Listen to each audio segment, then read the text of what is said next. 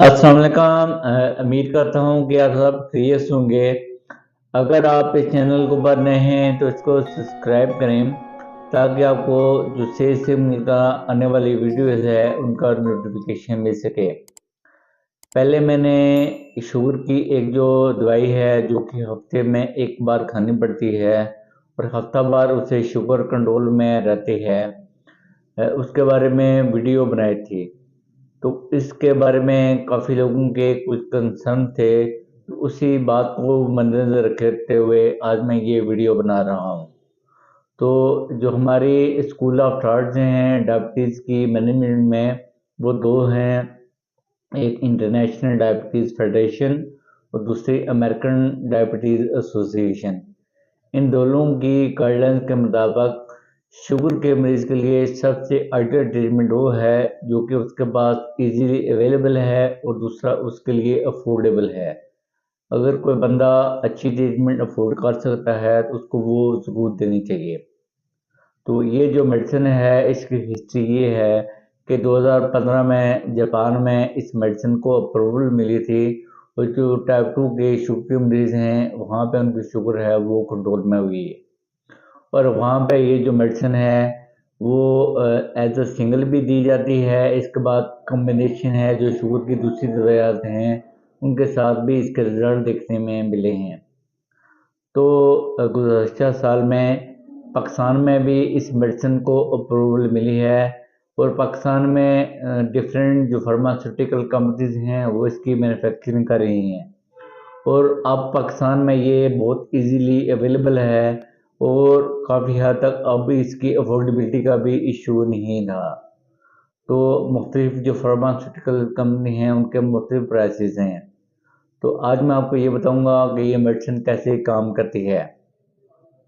Basically इस ये एक मेडिसिन का ग्रुप है जिसे हम DPP-4 इनहिबिटर बोलते हैं। इनका मकसद ये होता है इस मेडिसिन का, ये हमारी इंसुलिन की सिक्रीशन को बढ़ाती है और जो ग्लूकागॉन है जो कि हमारे ग्लूकोज लेवल बढ़ा रहा होता है उसको ये सप्रेस करती है। और इसको इस तरह मॉडिफाई किया गया है कि जब भी आप खाते हैं तो इसकी जो एक्सक्रीशन है वो काफ़ी देर बाद होती है और ये 7 दिन तक हमारे जिस्म तक रहती है और हमारी ब्लड शुगर को कंट्रोल किए रखती है। क्या जो हर शुगर का मरीज़ है उसको ये मेडिसिन इस्तेमाल करनी चाहिए या नहीं? दूसरा ये कि इसके साइड इफ़ेक्ट क्या हैं? तो जो इसकी यूज़ के बारे में ये गाइडलाइन है कि पहले जो मैंने 2 फैक्टर बोले हैं, इसके बाद तीसरा फैक्टर ये है कि अगर आपका मुआलिज ये समझे कि आपकी जो ब्लड शुगर है वो इस मेडिसिन के साथ कंट्रोल होगी, तो आप ज़रूर इसको इस्तेमाल करें।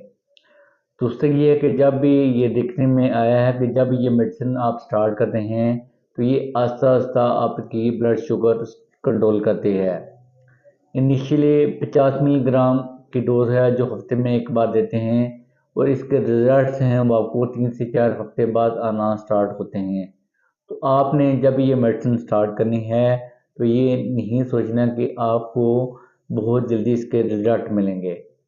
दूसरी ये है कि अगर आपकी 50 मिलीग्राम के साथ आपको इसके रिजल्ट नहीं मिलते तो अगले महीने आप इसको 100 मिलीग्राम तक स्टार्ट कर सकते हैं और 100 मिलीग्राम है वो इसकी मैक्सिमम डोज है, इससे आप तजावज़ नहीं कर सकते। तो अगर नेक्स्ट लेने के 3-4 महीने बाद अगर आपकी शुगर कंट्रोल नहीं होती तो इसका ये मतलब है कि आपको साथ का मेडिसिन ऐड करने की ज़रूरत है। और इस मेडिसिन के जो साइड इफ़ेक्ट हैं जो हमारा मेन कंसर्न होता है वो इस मेडिसिन का किसी भी किस्म का कोई भी मेजर साइड इफ़ेक्ट नहीं है।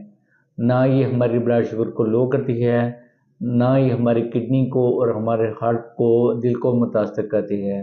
तो लिहाज़ा अगर आपका मुआलिज ये समझे ये जो ट्रिलाग्लिप्टिन है ये आपकी जो शुगर को कंट्रोल करने में मावन होगी, तो आप ज़रूर स्टार्ट करें। हर जो शुगर का मरीज़ है वो इसको इस्तेमाल नहीं कर सकता। आपका मुआलिज है वो आपके HbA1c लेवल और बाकी जो आपके फैक्टर हैं उनको मद्देनज़र रख के ये डिसाइड करेगा कि आपके लिए मेडिसिन कितनी सूटेबल है। शुक्रिया।